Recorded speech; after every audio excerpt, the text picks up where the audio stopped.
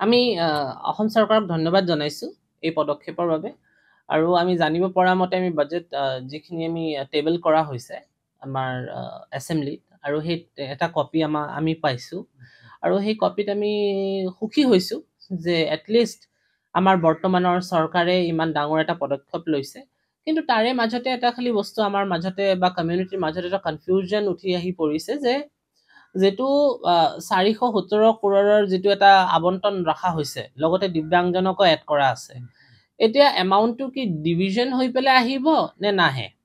হেতু এটা কনফিউজন আৰু সেকেন্ড কনফিউজনটো হল কি যত কোৱা হৈছে যে অসম চৰকাৰে যে তৃতীয় লিংগ মানুহবোৰৰ কাৰণে এটা পৃথককে শেল্টাৰ হোম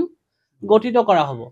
তো মই ভাবো পৃথককে গঠিত কৰাৰ প্ৰয়োজনটো একেবাৰতে এতিয়া বৰ্তমান আহি পৰা নাই কিন্তু অলৰেডি অসম চৰকাৰৰ গঠিত কৰা এটা তৃতীয় নিবাস বুলি এটা আশ্ৰম আছে আৰু সেই আশ্ৰমত যিমান কেইজনী বেনিফিচিয়াৰী আছে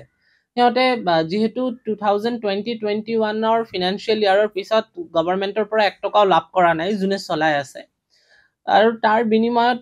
ফলস্বৰূপত আমি কি দেখা পাইছো যিমান কেইটা বেনিফিচিয়াৰী আছে সেই বেনিফিচিয়াৰী বিলাকে ভালকে খানা পোৱা নাই ভালকে যেটো স্কিল ডেভেলপমেন্ট ট্ৰেইনিং বোৰ চলি আছিল সেইবিলাক বন্ধ হৈ পৰিছে আৰু যাৰ কাৰণে বহুত মানে প্ৰবলেমৰ সৃষ্টি হৈছে মানে বাধা বিপত্তিৰ সন্মুখীন হ'ব লগা হৈছে বেনিফিচিয়াৰী তো মই ভাবো হেতুই আমাৰ কনফিউজন হৈ আছে যে মানে কি এমাউন্টটো যেটো ধৰা হৈছে হেতুই কি এই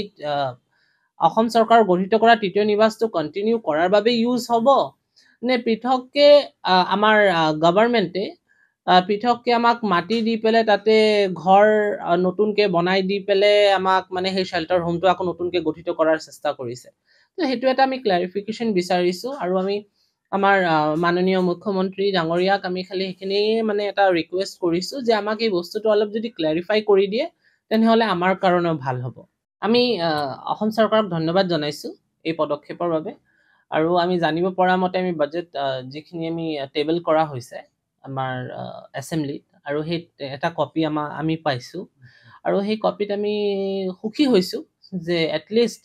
আমাৰ বৰ্তমানৰ চৰকাৰে ইমান ডাঙৰ এটা পদক্ষেপ লৈছে কিন্তু তাৰে মাজতে এটা খালি বস্তু আমাৰ মাজতে বা কমিউনিটিৰ মাজতে এটা কনফিউজন উঠি আহি পৰিছে যে যেটো 417 কৰোৰৰ যেটো এটা আবণ্টন ৰখা হৈছে লগতে দিব্যাংগজনকো এড কৰা আছে এতিয়া এমাউন্টটো কি ডিভিজন হৈ পেলাই আহিব নে নাহে হেতু এটা কনফিউজন আৰু সেকেন্ড কনফিউজনটো হল কি যত কোৱা হৈছে যে অসম চৰকাৰে যে তৃতীয় লিংগ মানুহবোৰৰ কাৰণে এটা পৃথককে শেল্টাৰ হোম গঠিত কৰা হ'ব তো মই ভাবো পৃথককে গঠিত কৰাৰ প্ৰয়োজনটো একেবাৰতে এতিয়া বৰ্তমান আহি পৰা নাই কিন্তু অলৰেডি অসম চৰকাৰৰ গঠিত কৰা এটা তৃতীয় নিবাস বুলি এটা আশ্ৰম আছে আৰু সেই আশ্ৰমত যিমান কেইজনী বেনিফিচিয়াৰী আছে সিহঁতে যেহেতু 2020-21 ফিনান্সিয়েল ইয়াৰৰ পিছত গভৰ্ণমেণ্টৰ পৰা 1 টকাও লাভ কৰা নাই যোনে চলাই আছে আৰু তাৰ বিনিময়ত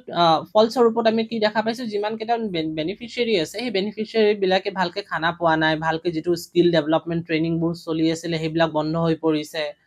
আৰু যাৰ কাৰণে বহুত মানে প্ৰবলেমৰ সৃষ্টি হৈছে মানে বাধা বিপত্তিৰ সন্মুখীন হ'ব লগা হৈছে বেনিফিচিয়াৰী তো মই ভাবো হেতুই আমাৰ কনফিউজন হৈ আছে যে মানে কি এমাউন্টটো যেটো ধৰা হৈছে হেতুই কি এই অসম চৰকাৰ গঠিত কৰা তৃতীয় নিবাসটো কন্টিনিউ কৰাৰ বাবে ইউজ হ'ব নে পৃথককে আমাৰ গভৰ্ণমেণ্টে পৃথককে আমাক মাটি দি পেলাই তাতে ঘৰ নতুনকে বনাই দি পেলাই আমাক মানে সেই শেল্টাৰ হোমটো আকৌ নতুনকে গঠিত কৰাৰ চেষ্টা কৰিছে তো হেতু এটা আমি ক্লাৰিফিকেশন বিচাৰিছো আৰু আমি আমাৰ মাননীয় মুখ্যমন্ত্ৰী ডাঙৰীয়াক আমি খালি হেখিনি মানে এটা ৰিকুৱেষ্ট কৰিছো যে আমাক এই বস্তুটো অলপ যদি ক্লাৰিফাই কৰি দিয়ে তেনেহলে আমাৰ কাৰণে ভাল হ'ব